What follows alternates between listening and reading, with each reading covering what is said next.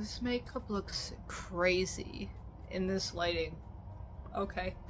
But hello everyone. Today we are talking a little bit about a way in which you can develop a witchy grimoire without alerting the popo or anyone you live with or anything like that about what you're doing. And that, namely, of course, is through the very humble little family recipe book.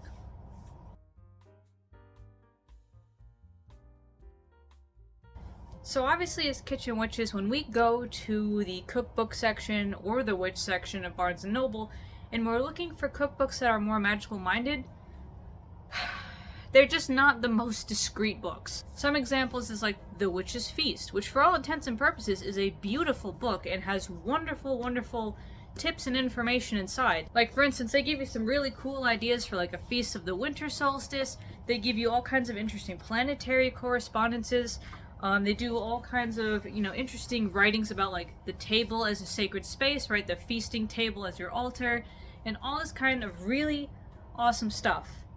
But if you're not out of the broom closet, so to speak, and you are not open and loud and proud about the fact that you are a witch, this is not going to keep that under wraps for you, not even a little bit. This is one of those things where you read it really quickly when you're just on a little bookstore adventure by yourself, and you jot down some notes on your phone, and you move on, because if you take this home, everyone's gonna know what you're doing. Likewise, obviously, we have like the Natural Witches Cookbook, which is, again, really cool, really fun, has a lot of great healing information for different things, just as much as it does any actual witchy stuff. For instance, if you have something like Ossobuco for Vitality, this isn't just telling you, right, about the magic, but also about the health benefits of this kind of meal.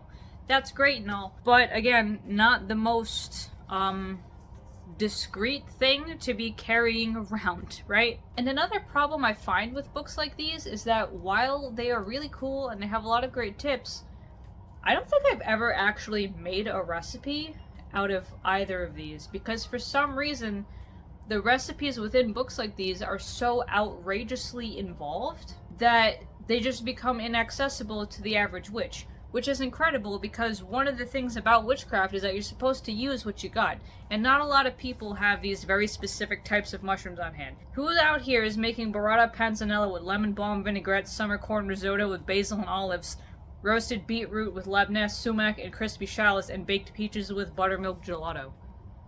Who the hell is doing that? I don't even know what half of that is. So again, as beautiful and lovely and gorgeous as this looks, it takes the actual witchcraft out of the witchcraft in a way, because it becomes so inaccessible. You suddenly need all of these expensive ingredients and all these fancy techniques and ways of doing things that, for the average kitchen witch, just aren't useful for day-to-day life.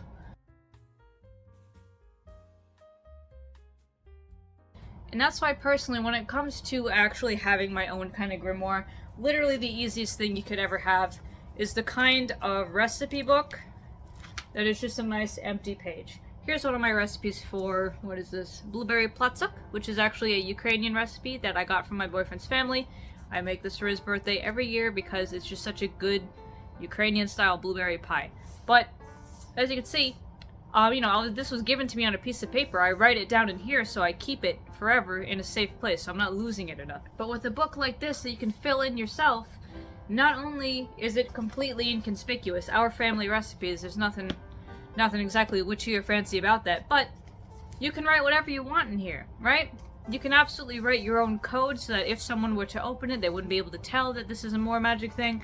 If you wanted to, do any of your simple family recipes, you could do them here. You could tailor recipes that you found to however you'd like, and this is where they stay. And granted, also another nice thing about this is that you can kind of test out the recipe a couple times and adjust it as you go. So I write these in pen because it just looks nicer and feels nicer to write them in pen, but then when I make adjustments and I adapt a recipe, I gotta scribble it out and do all other kinds of stuff. Still, when I have these in here, I generally know what cinnamon, orange, honey, and clove are for. I know that Maiden Yaki are some of the most incredible cookies for both protection and prosperity. But in here, I keep them all nice. I've also adapted this recipe quite a bit. I got it from the Slovenian Union of America, but I've changed the recipe quite a bit from that to adapt to my tastes. So now this is kind of my recipe in a way.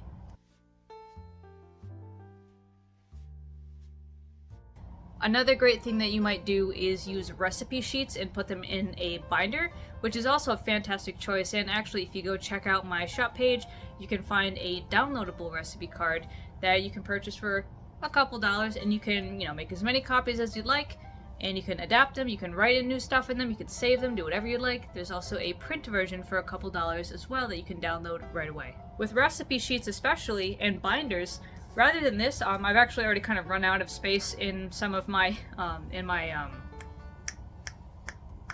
dinner recipe section. I've already run out of space. I don't have any more dinner section recipes. I'd have to put them in the back in other recipes. But with a binder, as many sheets, those little plastic sheets, or just hole punched pages as you could fit in that binder, is however many recipes you can have. So when I'm talking about binders, what I have here is actually my research binder for Discovering Christian Witchcraft, which comes out March 1st, and you guys can absolutely pre-order on my website or as an ebook on Amazon. But I do this exact same thing, right? If I got this big old binder, what I do is I get section separators like this one with a bunch of different sections. Each section here is like a different book I'm reading for the project. And then of course you have all of the dividers here that help you separate your notes and everything else. So if you had recipe pages and you want to keep them organized by dinner recipes, soups, sandwiches, sauces, or even herbal remedies like tinctures and stuff, get yourself a good binder and get yourself a bunch of different tabs, right? Because then you can take stuff out, you can put stuff back in. It's a lot better than any of these little kind of recipe books that, as cute as they are, they're tiny and they only have a set amount of pages in them. So once it's full, you got to go get another one. And then you end up with more of like a magical library rather than a single grimoire. In terms of practicality, I would absolutely suggest you got a nice big binder that you can fill with all different kinds of pages. And of course, when you get your own pages, there are tons of places you can find templates. I know I've already mentioned some of my recipe cards, but even if you just went and visited, say, Canva itself, and you just typed in a recipe template, you could get pages to print off completely for free and adapt them and adjust them however you'd like to fit your purposes. And that way, you can make sheets that are personalized to you, that hold the information in the way that you need it held, that works best for you to make sense of, and that give you space to put magic notes and other such things without having to start scrolling in the margins or doing any other kind of stuff.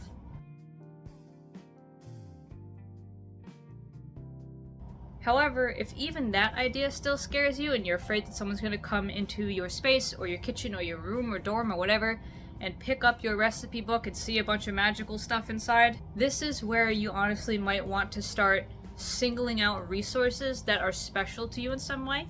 And by that I mean, think about your cultural background, think about your historical background, think about things that are more, at least physically, geared towards what you want rather than metaphysically. So for instance, if someone's getting on your case about having, a book of herbs and spices lists, well, if it's the healing power of herbs and spices, which is more about their medicinal properties, then that's a little different. All you gotta do is hold them up and say, what are you talking about? This is about the health benefits of cinnamon, not about whatever witchy stuff you think I'm doing, right? But of course, within any book like this, there's still plenty of white space that you can make your own code for and your own notes for, and remind yourself that while cinnamon is really great for all kinds of health purposes, it's also great for certain types of magic. Likewise, given that I'm Slovenian, there is a lot of really interesting things that I can do, right? I could have my own Slovenian resources, things that mean something to me personally.